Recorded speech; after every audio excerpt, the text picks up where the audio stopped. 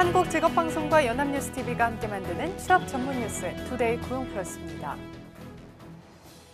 세계 경제에는 고용 훈풍이 불고 있는데 유독 우리나라 고용시장만 찬바람이 불고 있는 것으로 나타났습니다. 특히 경제 주축이 돼야 할 청년 실업률 상황이 계속 악화하고 있다는 점이 우려됩니다. 이경태 기자입니다. 경제협력개발기구 OECD에 따르면 한국의 15에서 24세, 즉 청년층 실업률은 2013년 9.3%에서 2016년 10.7%로 4년 연속 오름세입니다. 4년 연속 청년층 실업률이 증가한 OECD 회원국은 한국과 오스트리아, 터키 등 3개국뿐입니다. 이는 전체 OECD 회원국의 청년층 실업률이 금융위기를 정점으로 꾸준히 감소한 것과 대조적입니다.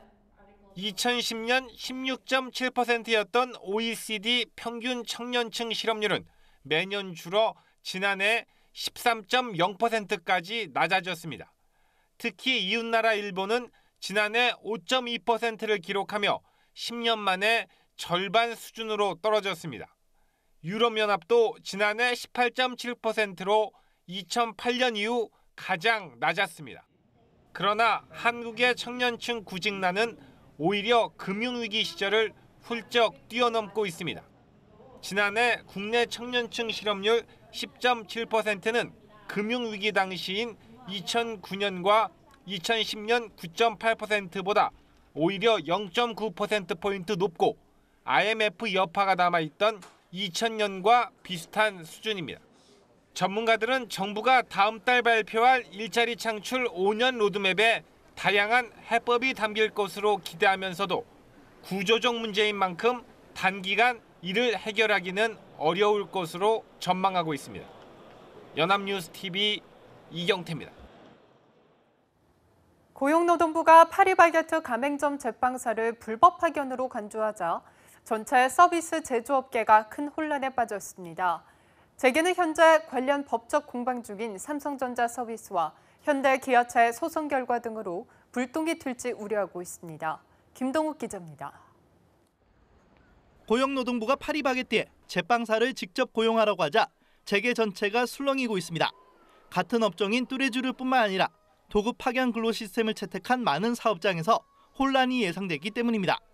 특히 현재 비슷한 이유로 법정 공방 중인 삼성전자 서비스와 현대기아차 등은 재판 결과에 영향을 미칠 수 있어 긴장하고 있습니다.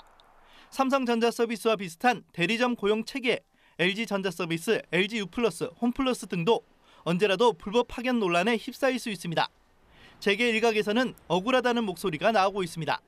제빵사는 실질적으로 가맹점주의 지시를 따르는데 이 불법 파견 논란의 책임을 가맹점주도 아닌 제3자인 본사에 묻는 것은 불합리하다는 주장입니다. 만약 파리바게뜨가 가맹점 제빵사 근로과정에 실질적으로 개입했다고 해도 불법 여부를 단정할 수 없다고 항변합니다. 가맹사업법 제6조 제4호에 따라 가맹본부가 제시한 품질 기준을 가맹점주가 준수하지 못할 경우 가맹본부가 제공하는 용역 등을 사용하도록 요구하는 것이 허용돼 있기 때문입니다. 인지란식은 사람이 하는 일이라서 아주 똑같이 나오지는 않는다고 봐야 돼요. 어느 수위로 푸시를 했냐의 문제인데 오히려 산업 현장 실정에 맞춰 합리적으로 다양한 도급 파견 형태를 인정해야 일자리 창출에 도움이 될 것이라는 목소리도 나옵니다. 도급 파견 체계에 대한 논란이 최저임금 인상과 통상임금 확대와 함께 또 하나의 주요 경영 리스크로 부상하고 있습니다. 연합뉴스TV 김동욱입니다.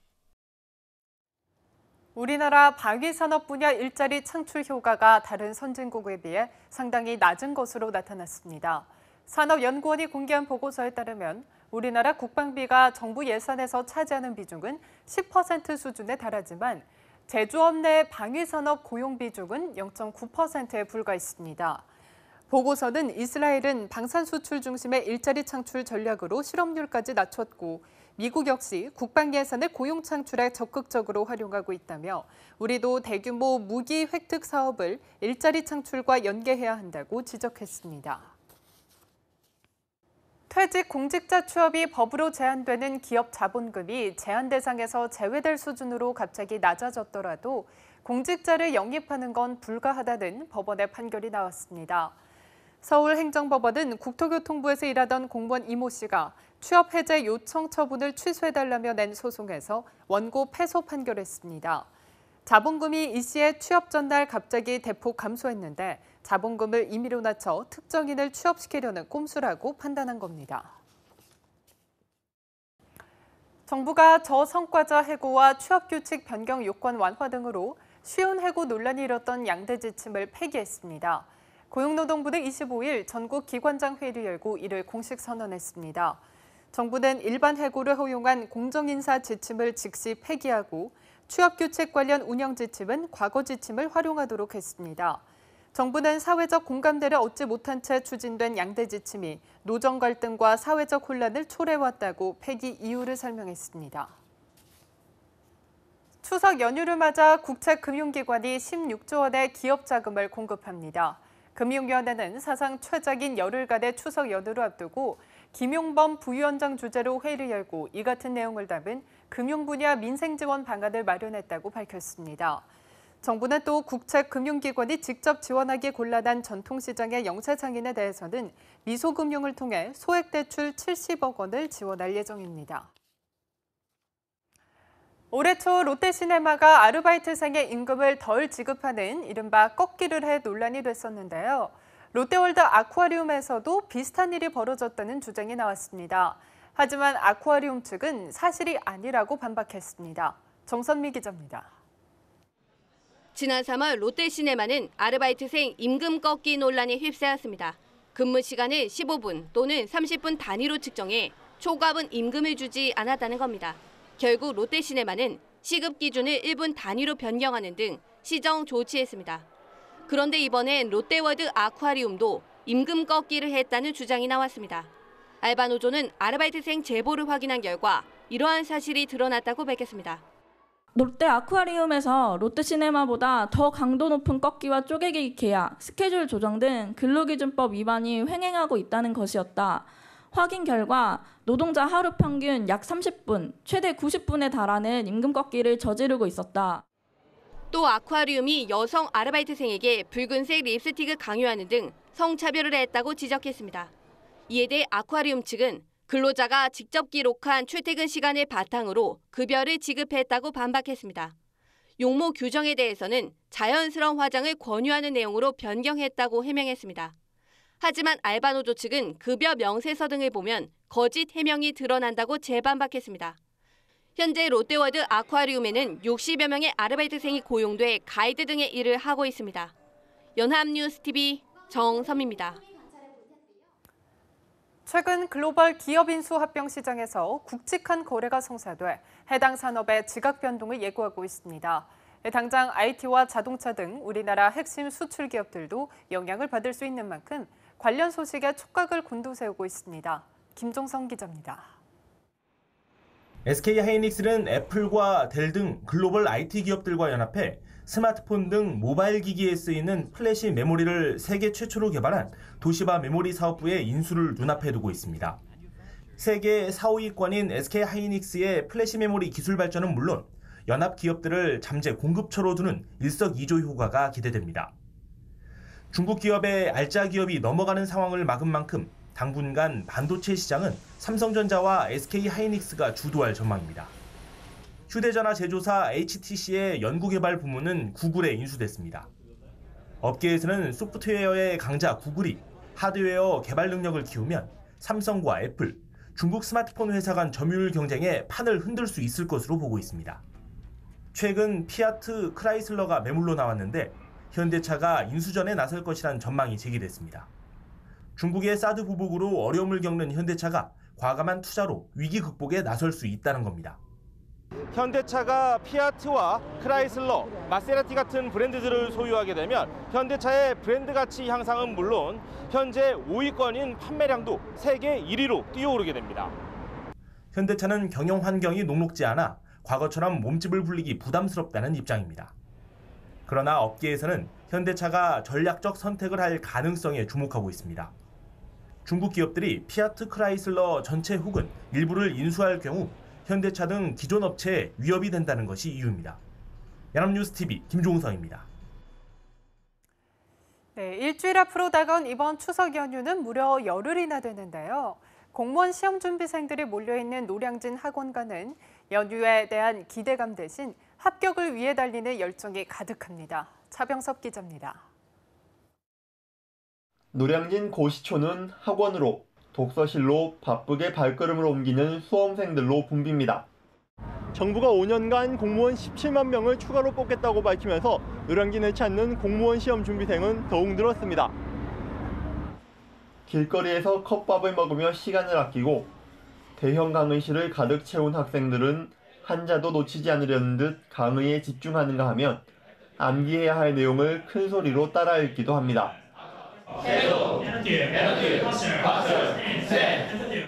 시험 일정에 모든 생활이 맞춰 돌아가는 수험생들에게 추석 연휴는 부족한 부분을 채우기에 적절한 시기일 뿐입니다. 네, 집에 안 내려가고요. 연휴 때 학원 나와가지고 판례 강의 있다고 해가지고 그거 들을 생각입니다. 학원 입구에는 특강 포스터가 나붙었고 독서실도 대부분 추석 당일을 제외하고는 문을 열 예정입니다. 그래도 집에 내려가기는 좀 약간 아직 합격 안 한 부담감이 있어가지고 거의 다 학원 자습실에 있을 것 같아요, 하루 종일. 같이 동료들이랑 여기에서 그냥 간단하게 밥 먹고. 1년 6개월 동안 공부를 하다 보니까 이제 앞으로 더 기대하는 게 커지셔서 이번에는 꼭 붙어서 부모님께 제복 입은 모습 보여드리고 싶습니다. 수험생들은 다음 명절 합격증을 들고 당당히 고향에 가는 모습을 그리며 오늘도 책장을 넘깁니다. 연합뉴스TV 차병섭입니다.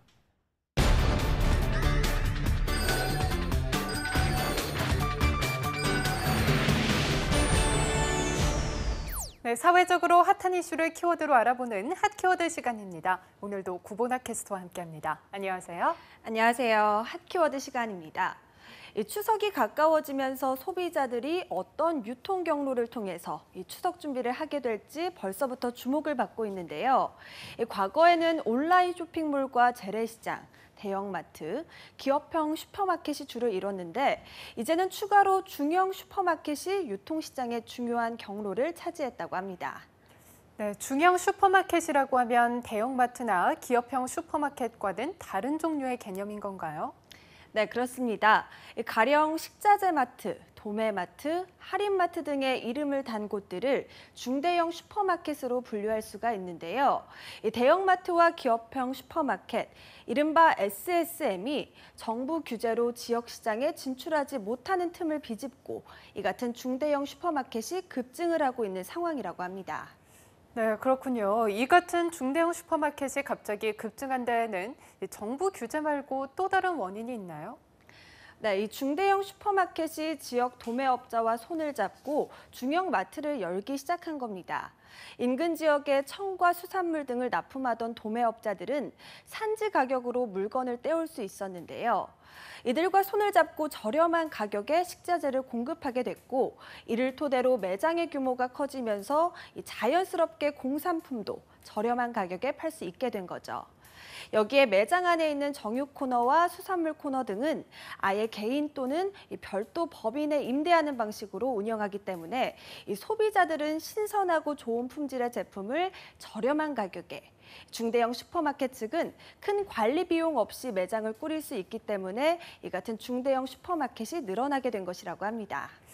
네, 그렇군요. 또 대형마트에 비해서 규제도 적은 게 장점일 것 같은데요. 네, 그렇습니다. 이 중형 마트의 경우 매장 규모가 1000제곱미터 이하라서 이 규제도 받지 않기 때문에 큰 제한을 받지 않습니다. 이 개인 사업자 또는 법인명이 도소매업으로 등록돼 있기 때문인데요. 또 유통산업발전법에 따라서 연간 매출에서 이 농축수산물이 55%를 넘으면 이 영업시간 제한 등의 규제를 받지 않습니다. 이렇다 보니 규제에 자유로운 중대형 슈퍼마켓을 운영자나 소비자가 모두 선호하는 현상이 늘면서 현재 도매상과 일부 소매업자가 운영하는 중대형 슈퍼마켓은 전국에 6만 개가 넘는 것으로 파악되고 있습니다. 정말 많네요. 이제는 정말 편의점과 SSM 시장을 넘보는 유통업체로 성장을 했겠어요.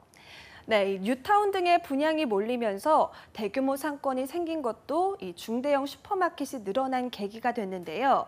이제는 연매출 100억 원 이상 마트도 무려 2,500개에 달합니다. 이 상황이 이렇다 보니 전문 업체도 생겨났는데요. 이 대구, 경북 지역 등에서 이 77개 점포를 운영하는 탑마트 서원유통은 이 일대 유통시장을 장악하면서 연매출 1조 원, 자산 규모 10조 원대 대기업으로 성장했을 정도입니다. 네, 대기업의 규제를 막기 위해서 탄생한 중대형 슈퍼마켓인데 이제는 이 중에 대기업이 나오는 형국이 돼버렸네요. 그런데 이렇게 기업 규모의 중형 슈퍼마켓이 늘면 결국 피해를 받는 것은 소상공인일 것 같아요.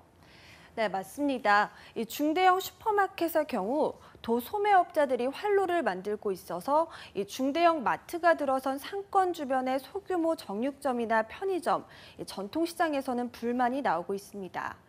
특히 대구의 남문시장, 메트로센터 상인회는 탑마트 대구점 입점이 확정된 지난 5월 대형마트 입점 철회를 요구하면서 시위하기도 했습니다. 중대형 슈퍼마켓이 생기면 일대의 상권에는 큰 차질이 생긴다는 것이 이유였는데요.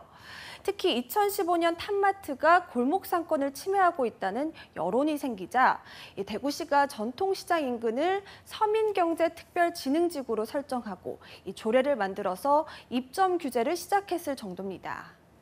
네, 그럴 수 있을 것 같아요. 거의 한 블록에 두세 곳 넘게 중대형 마트가 모여 있는 곳도 많잖아요.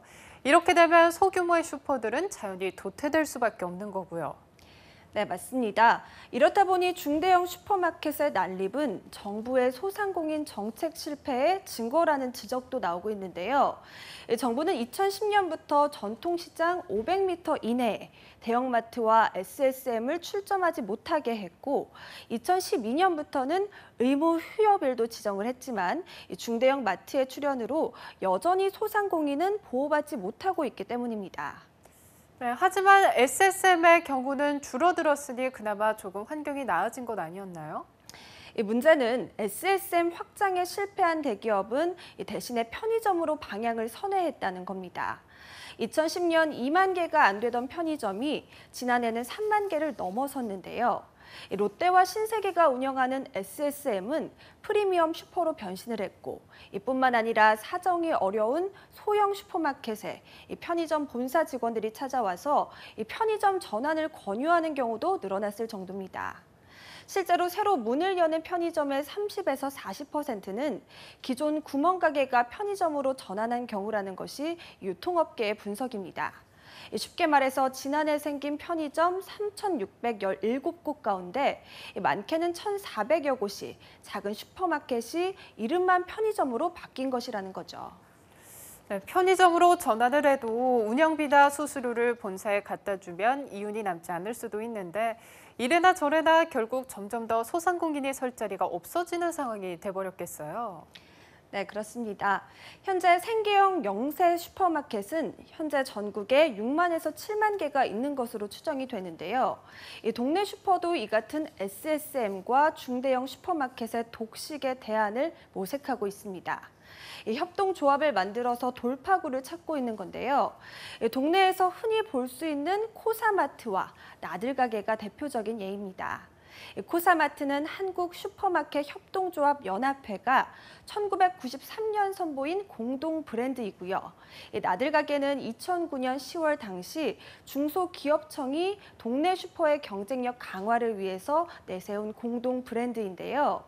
이 나들가게 사업은 2010년부터 본격 시행돼서 이를 통해서 작년까지 1,760개 점포가 문을 열었고 코사마트도 SSM 규제가 시작된 이후에 증가하면서 현재 전국에 1,151개 점포가 운영되고 있습니다. 네, 이를 통해 영세상인들이 대안을 모색할 수 있다면 참 좋을 것 같은데요. 이 같은 협동조합의 장점은 무엇일까요?